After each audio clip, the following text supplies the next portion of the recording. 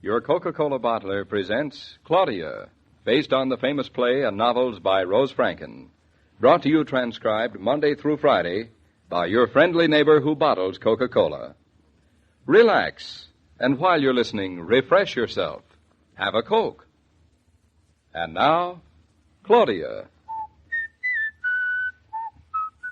Claudia, you got some matches over there? There's some on the little table right next to you, David. If you bother to look. I'd rather bother you. Is it less of a bother? Much less.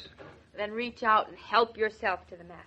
What kind of tobacco do you smoke, Mr. Naughton? Well, Jeff, I'm not terribly fussy, but I like a little Turkish in it. I think I'd like to smoke a pipe, too. Well, a pipe's a great consolation, Jeff. It's the one thing which a wife can't take away. Seems to me that pipe between your teeth is the one I bought you. Nothing is sacred. I edit my statement.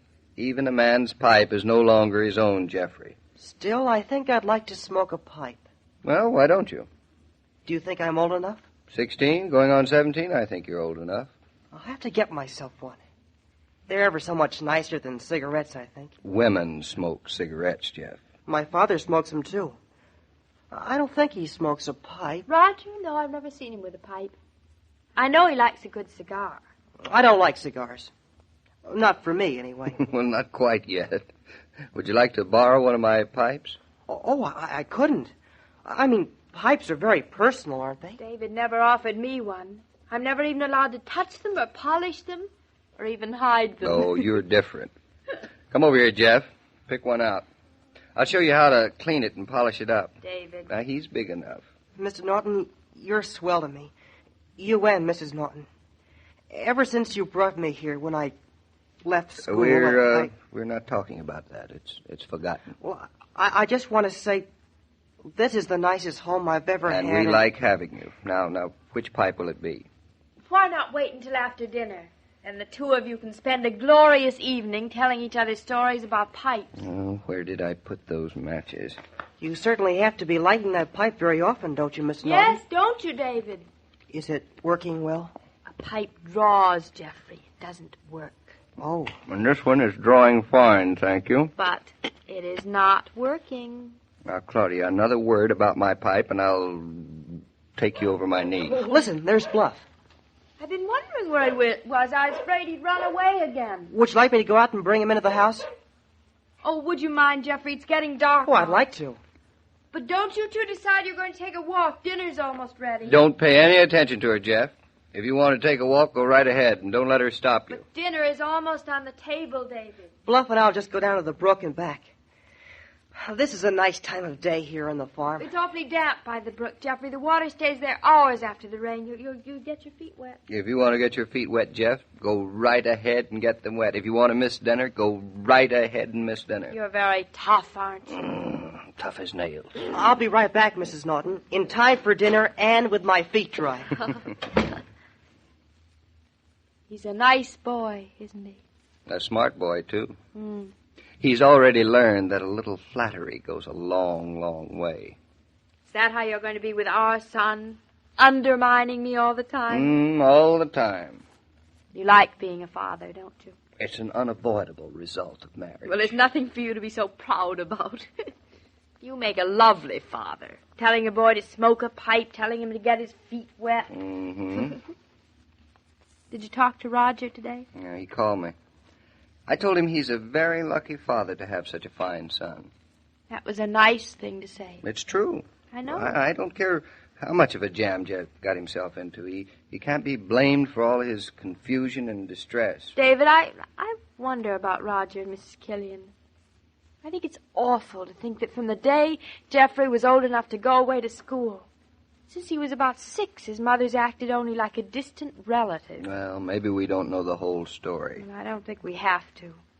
What's so much more interesting about gallivanting around the country doing politics than staying home taking care of a husband and child? David, we aren't meddling, are we? No, I don't think so. I mean, our taking Jeffrey here and trying to help him to get straightened out, that isn't meddling, Well, is Roger it? considers it a favor. I hope so. Oh, how I'd hate to have been Jeffrey. Say, somebody's coming to see us. That's an Eastbrook taxi. Suppose it's Roger? Couldn't be. I spoke to him in Chicago just a few hours ago. David, it's a woman. She's getting out of the taxi. She's coming up to the door. Well, maybe she's in the wrong place. She rang the bell. Brilliant observation. Well, hello. Mrs. Naughton? Yes, I'm she. I'm Mrs. Killian. Good evening.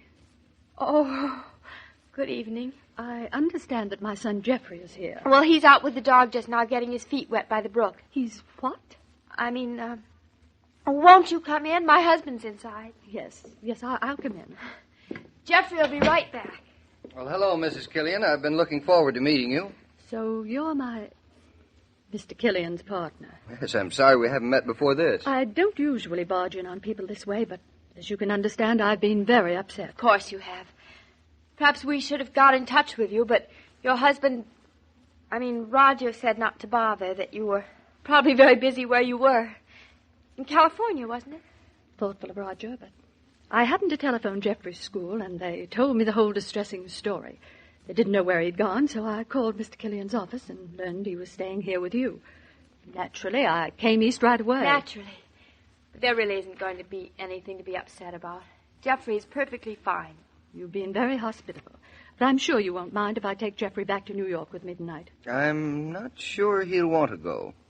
He seems to be enjoying the experience of living on a farm. That's fine for a few days, but I've arranged for Jeffrey to spend his summer touring through Mexico with a group of boys. Oh! And I've got to be going back to California in a few days, so I'd like to get his clothes for him before I leave. He's going to be alone again this summer. Alone with a group of boys? Well... Look, Mrs. Naughton, I'll be frank. I lead a very busy life. I'm doing as much for my child as I can, and I really don't think I need to be given any advice by some people who are young enough to be my children. But maybe because we are that young, we can understand Jeffrey that much better. You seem to think that Jeffrey demands a lot of understanding. Of course he does. He's not the kind of boy who cheats on an exam out of sheer whimsy. I'd rather not talk about that till I know more about it. David, why don't you go out and get Jeffrey? Tell him his mother's here. Why don't you go on? All right, if you like. Besides which, dinner must be almost ready by now. We'll be back in a minute. You'll be very pleased with the way Jeffrey looks, Mrs. Killian. I saw him during the Christmas holidays. He seemed quite fine then. Oh, he's grown a lot more. You seem to feel you know a lot more about my son than I do. Maybe we do. Let's be frank, Mrs. Killian. I don't blame you for thinking that David and I are a couple of meddlers. But you see, we have a home here. A real home. And Jeffrey's been longing for one. I have a great many responsibilities, Mrs. Naughton. I have quite an important place in politics, and I can't sacrifice it for one person. For a boy who... I work for many, many people. I don't see how you can set a country straight until you set a home straight. Maybe I'm old-fashioned. Maybe I don't know anything about politics or countries or causes, but I do know that there's nothing more important than a marriage, particularly when it means giving a child you've brought into the world a real chance of growing up happy and secure. It's not always as simple as it sounds. It's got to be kept simple, and that's up to you. A wife, if she's a mother especially, has a terribly big job. You're very much in love with your husband, aren't you? Very much. That makes a difference. And of course your husband's very much in love with you. That's even more important. But your husband is such a fine man. And he's so alone, too. Being a fine man and being a fine husband are sometimes two different things. Roger and I started out very much the way you did years ago. But he wasn't suited to being a husband. At least not mine. I suppose I wasn't suited to being his wife. Perhaps it's unfortunate that we both had to be parents. Still, you are. And Jeffrey deserves everything you can give him. I don't think it'd be such a sacrifice for you to give him a father and a mother. I know it's easy for me to talk because, as far as I can see, I'll never have to make a choice. I want my husband, I want my children, and I want to make a home for them. It must be terribly difficult for you. Nothing's impossible or too difficult. You believe in it? That's how I feel. And I hope maybe you'd... Oh, there comes Jeffrey and David now. What do you think of your son? Why, he's smoking a pipe. And he's gotten so tall. He looks like a man. He isn't, though. Not at heart. It's just the pipe. They seem very happy together. They are. But Jeffrey'd be happy with anybody who'd give him some attention and love. Well, we're back and no wet feet. You'll both get gold stars. Hello, Mother. We didn't expect you. You're looking fine, Jeffrey. Mr. and Mrs. Naughton have been swell to me. You look like a man. Oh, it's the pipe. That's just part of it, Jeff. I hurried east as soon as I heard that... Well, I hope you don't mind my coming. We were just going to have dinner. And you're going to stay, aren't you, Mrs. Killian? Well, there's a train tonight and Don't take it. Stay here instead. Stay the night. The four of us have so much to talk about. Jeffrey, would you like me to? It's all settled. Come on, David, let's go set an extra place for dinner. Oh, I'll do it. You'll do nothing of the sort. Jeffrey, why don't you show your mother the upstairs? Well, don't worry about a thing, Mrs. Naughton. I'll take care of Mother. Well, now all we can do is break the news to Gertrude that there's an extra person for dinner. Gertrude won't mind. Even Gertrude knows that the bigger the family, the better. Oh, David, cross your fingers and pray that the Killian family is going to be a family. Have you been giving Mrs. Killian a piece of your mind, Methuselah? Well, you gave Jeff a pipe, didn't you? Yes. But For all I courage. had to give Mrs. Killian was a little piece of my heart. For courage, too. Oh, David, I hope I haven't been stuffy or anything. If it's a piece of your heart you've given her, darling, then it's a piece of something I love very much. And Mrs. Killian should be much the wiser for it. Sometimes when people drop in of an evening, there comes a stiff lull, a lag in the conversation. Know how you can brighten such moments?